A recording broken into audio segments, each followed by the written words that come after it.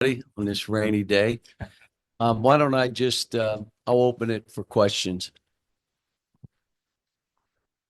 Sure. First, the few days have gone by. I mean, what have these days been like preparing for Kentucky? Have you talked to your old friends that you mentioned on Saturday night? Do you have plans set up? Just what have these days been like in preparation for your return? Um, our focus the last few days has been us. So we haven't done that stuff. We'll start today and tomorrow, worrying about Kentucky. I'm trying to make sure we are organized, that we understand what we're trying to do, that there's no confusion, so our kids could be aggressive and go play.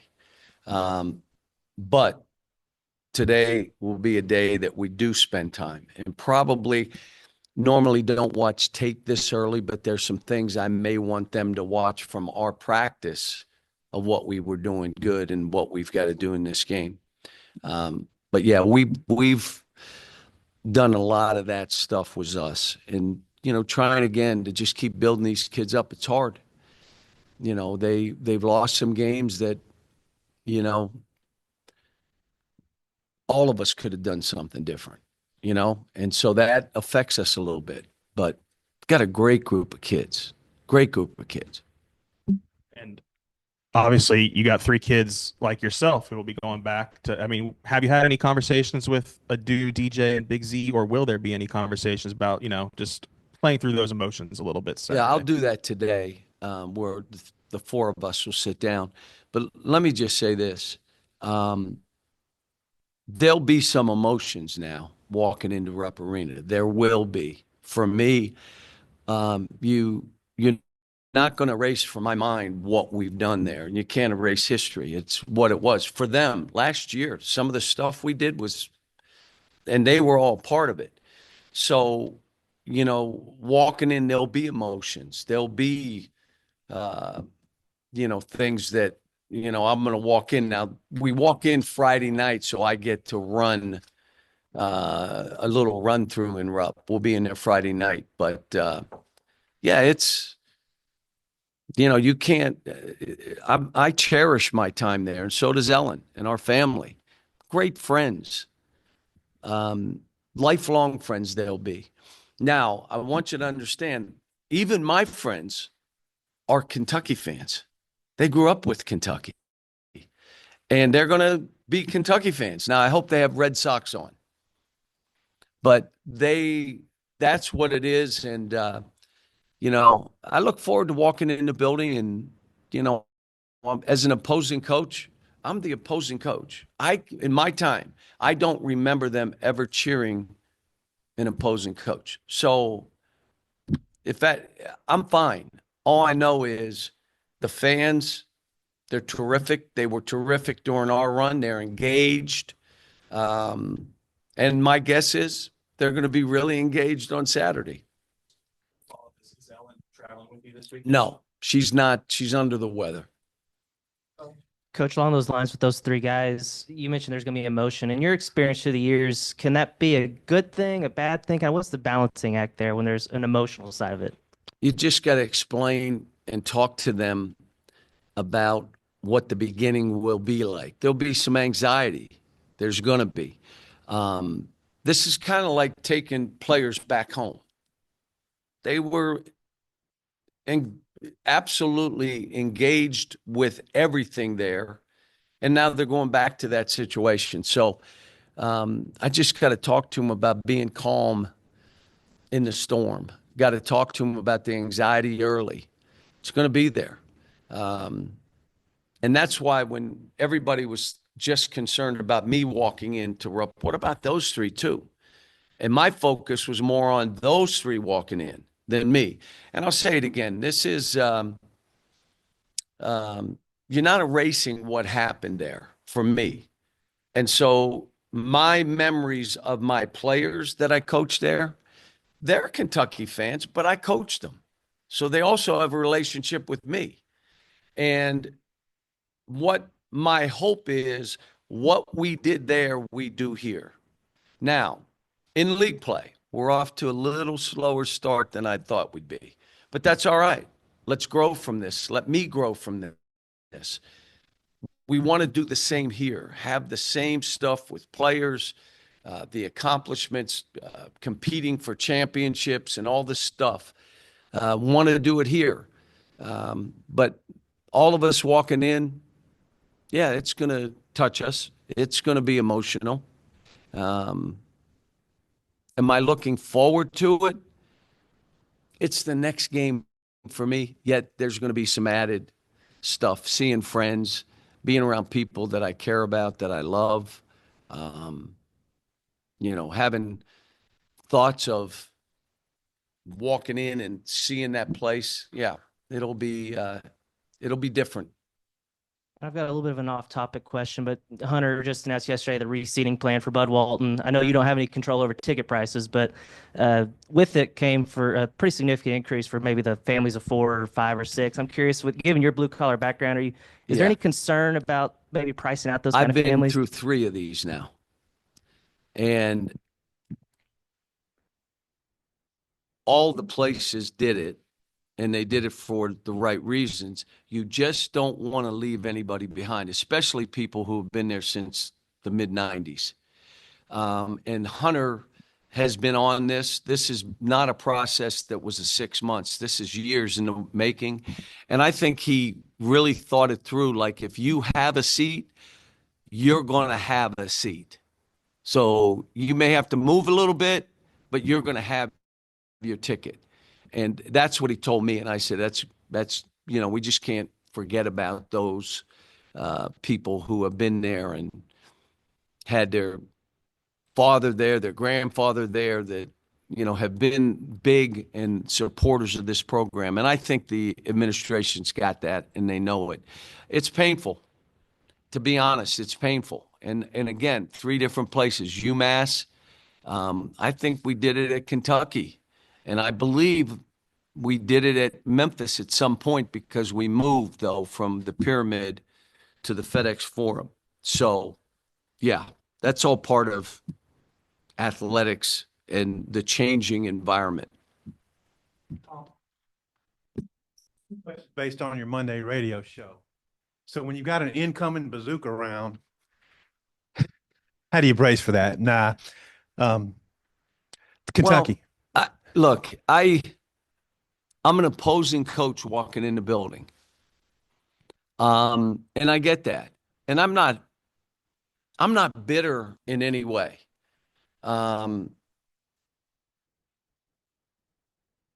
What I did was right for me and my family, but it was also right for Kentucky. And Mark Pope has done a fabulous job. He knows that program because he played in it.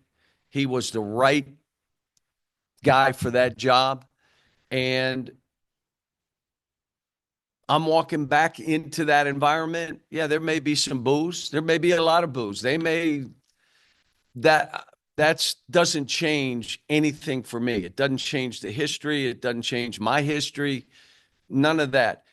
My focus right now, so the last 2 days, I'm worried about Arkansas.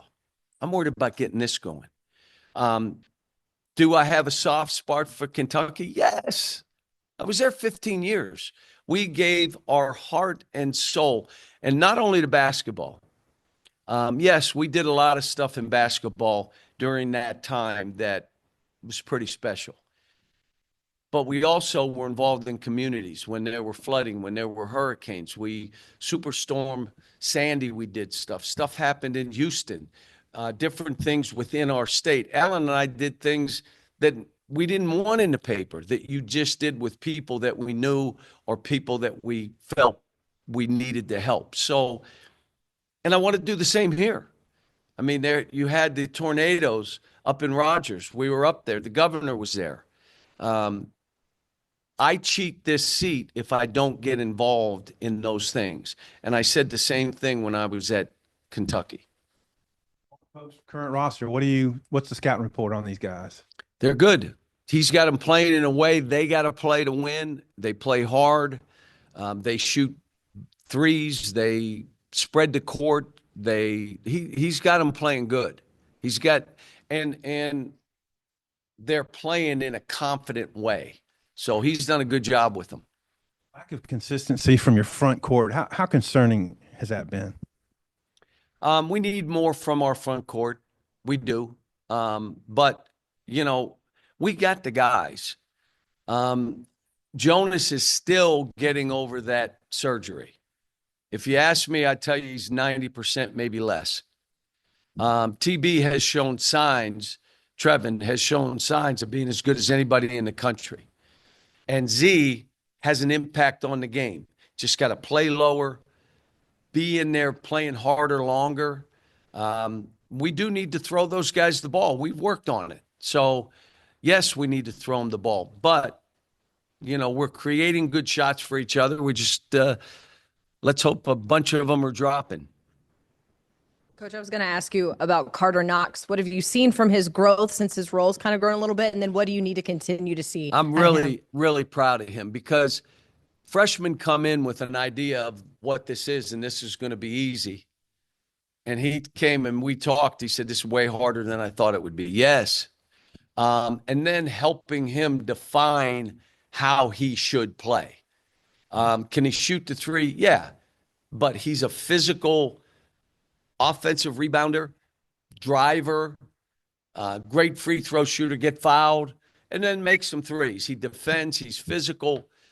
He has really made strides. But, I could say the same with Billy.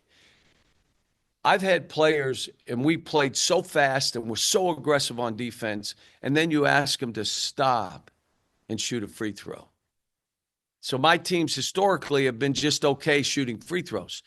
With Billy, he is so aggressive defensively, diving on the floor, blocking a shot. He flies up and down, but then he's got to slow down. You can play fast, but you cannot be in a hurry. And he's in a hurry sometimes, but he's learning. In yesterday's practice, we scrimmaged a bunch, and he had some turnovers because, again, that's too fast. Slow down. And that's part of what we've got to do here. And I'm liking the team. Wish we had a few more wins, but this is a good group of kids, and they've stuck together. Our last game, our fans it was ridiculous. They were on it. They were in it. The place was packed. We just got to stay that way, and let's see if we can start breaking through on some of these games. Does the lack of a midweek game maybe help for the preparation and handle the emotions playing a team like Kentucky? Maybe.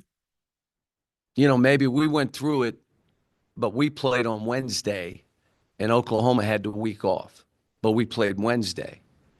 Kentucky played Tuesday, and we had the week off. So they have a day off and a couple days to prepare. It's a little different than what we went through. But, we needed to catch our breath. But you catch your breath to go into Rupp Arena. And then will you talk to the freshmen that were, committed to Kentucky with you before they came and followed you? Like what the emotions will be like for them? Well, Billy and Carter, we'll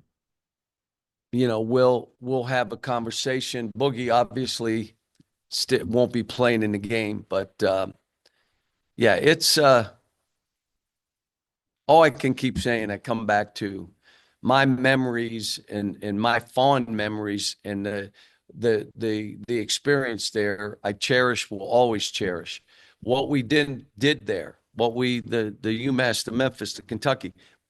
Let's do that here. Let's get this and let's start some new memories. But the slow start in the league, in this league, which is and everybody now you're seeing you're getting dinged. It's what it is. This league is going to be one of those leagues at the end of the year. Going to have a lot of teams in the NCAA tournament. We just got to fight to get back on that side. Obviously, Brad spent a lot of his life in Lexington, played for you there. Now he's on staff here. What do you imagine this is like for him going back there? He and Tyler Eulis, the same. Tyler's memories and Brad's memories of their time there, they cherish them. We do. I mean, it's a special place, just like Arkansas is a special place. So they're going to go in. I think they're a little bit different than DJZ, who were there last year, and Adu. But so it should be for all of us.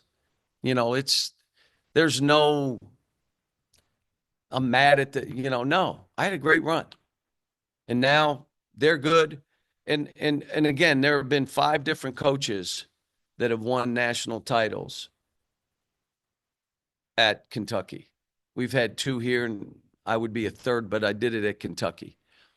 That means the bones of that program are always going to be there. It's there. And I took over. There was a struggle, so I took over a program, but the bones were there. And so I would say the same here. What Coach Sutton did here, what Coach Richardson did here, that's whose shoulders you stand on here. Coach, back when Kentucky was struggling, you came in, you were able to get them going again. You spoke about going back and seeing a lot of people who you feel so closely to. When you expect the fan base to be, I know fans tend to, cheer a little bit, but wouldn't they be enthusiastic about your return in your own mind? I don't expect that. And if it happened, I'd be like, wow, but I'm not expecting it. And not because of anything other than I'm the opposing coach now. I mean, again, they all remember what went on and where it started and how we got it going in that span of time that, it could be matched, but you're going to have to really do some stuff. And I'm not just talking at Kentucky, I'm talking anywhere. And so, yeah, it's however that is, believe me, my focus is going to be on my team to give us the best chance to be able to play that game, compete at a high level, and be there at the end where you have a chance. And then just on that note, you mentioned trying a couple different things in practice. Maybe what's 1 or 2 things you feel comfortable saying you think you could do differently? We worked on some pressing stuff. We worked on a 1-3-1 zone. We worked on a box and one. We've done different things. Talked about your front court earlier.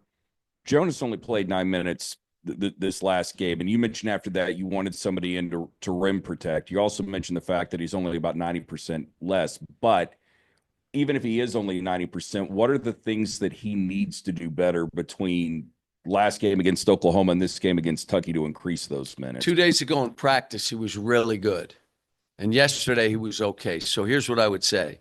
Sprint that floor. Fly up and down. Don't be behind the action. Go after blocked. Go block a shot. You're capable of doing that. Go get blocks. And now give us some offensive rebounding. Go get that. We'll throw you the ball some. We're going to put you in high splits where you're a passer. You can do all that. I'm telling them, let's take 2s right now. Make some free throws, make some 2s, and then maybe step back for a 3. So, but he knows. He and I have talked about it. I've coached a lot of really good guys, great kids, great people. He's one of them. One of the nicest. It's even hard to get mad at him because he's the nicest person that you'll ever be around.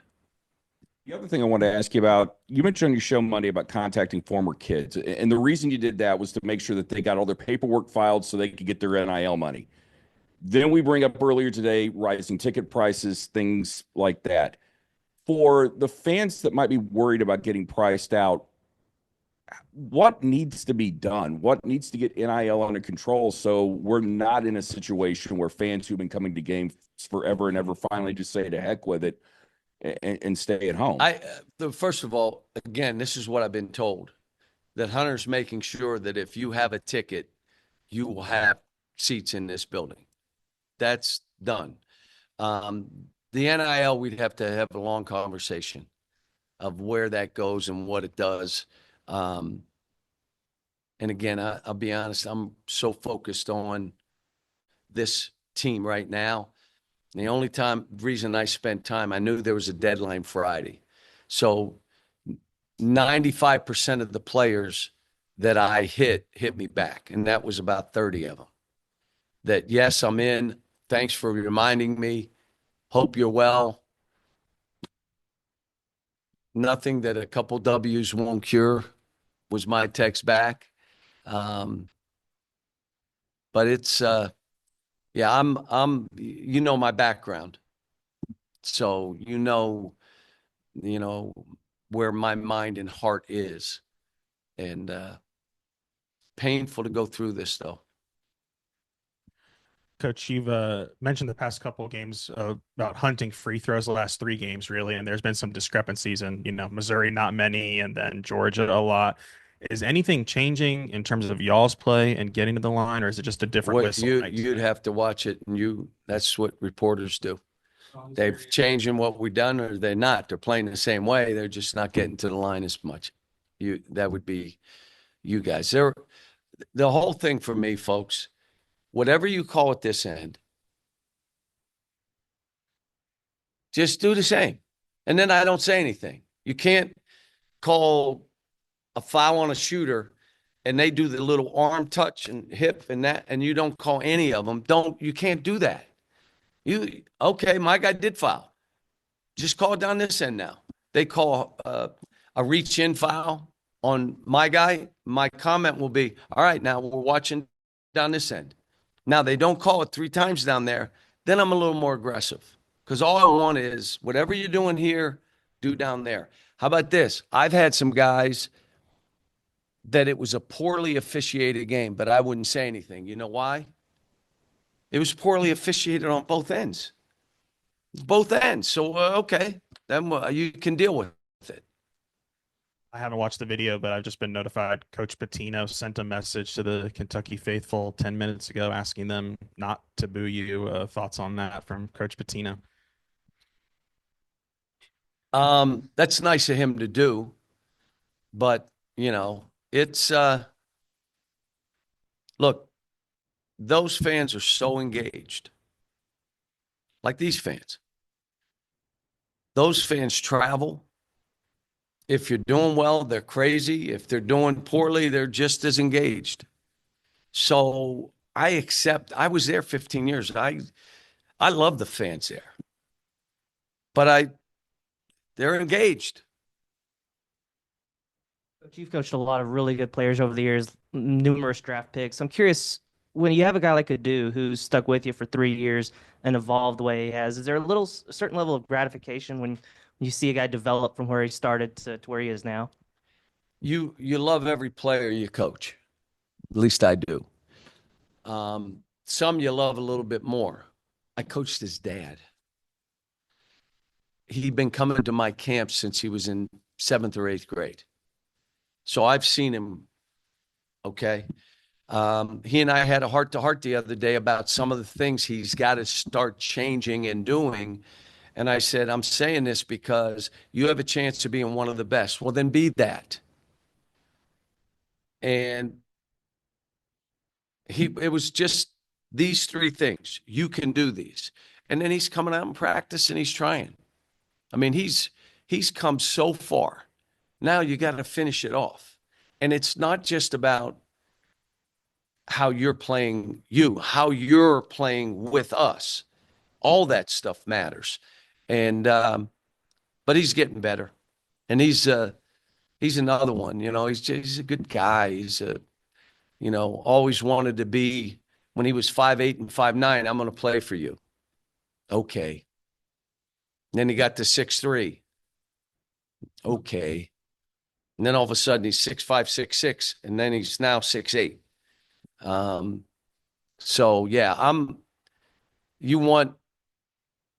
it's like I tell these guys, sometimes I hurt for them because I want them to play well for themselves too. And you hurt for them. You're not mad. They don't disappoint me. Why can I say this team doesn't disappoint me? Every game we played, what? They fought. They played hard. So you're not going to disappoint me. You're not making shots. You're not a robot. It's not a computer game. That happens. But do you continue to play hard? We have to be a little better execution team, and that's what we've been working on. I would tell you we're creating pretty good shots for each other. And at some point, they're going to drop. Please. You're able to say what 3 things you told a dude needs to. Nah, that's between him and I. Is that good? Thanks, folks.